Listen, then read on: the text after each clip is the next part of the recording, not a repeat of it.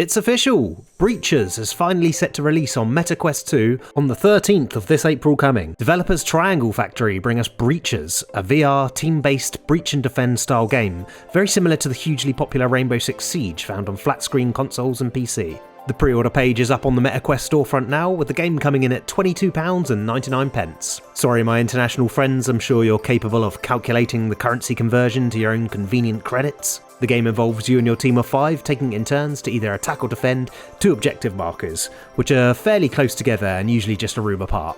To do this, you'll be using a glorious array of guns and gadgets, while a team of 5 attackers try to set a single bomb in the same room as either of those 2 objectives. I was lucky enough to join the 60,000 people around the world who got to enjoy the open alpha native on the Quest 2.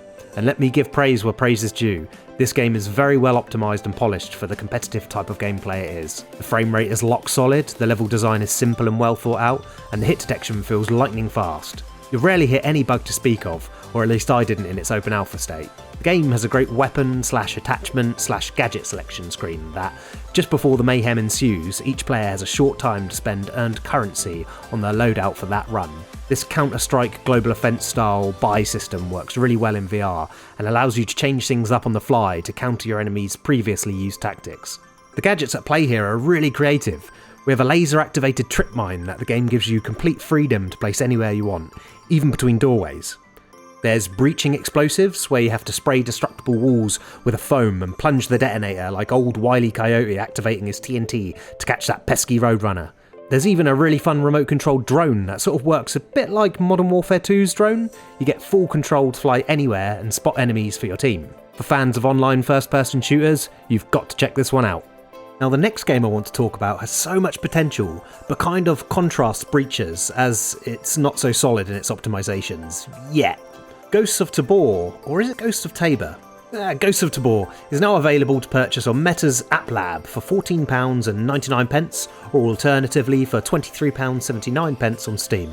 Now bear in mind that this game is still technically in early access. I don't want to be too negative about the performance too much, as I truly believe the game has a lot of potential, but it's worth talking about, so let's get into it.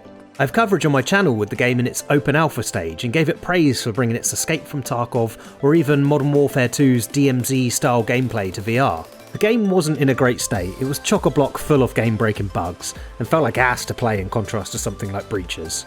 Now I expect that from a game that I didn't pay for in its alpha stage, and I did show it in the video, but now they're charging, it's a little bit different.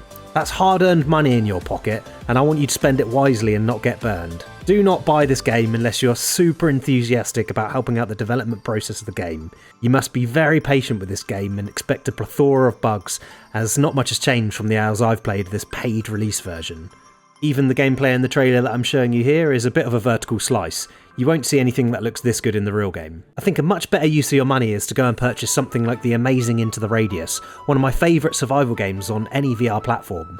Much like Ghosts of Tabor, Into the Radius has you managing realistic weapons, venturing out into the wastes, collecting lost loot. Come back to Ghosts of Tabor when it's had time to cook. I know that's a little bit disappointing and not what everyone wanted to hear, but it is what it is. So that's 2 games to check out, one great and one with the potential to be great.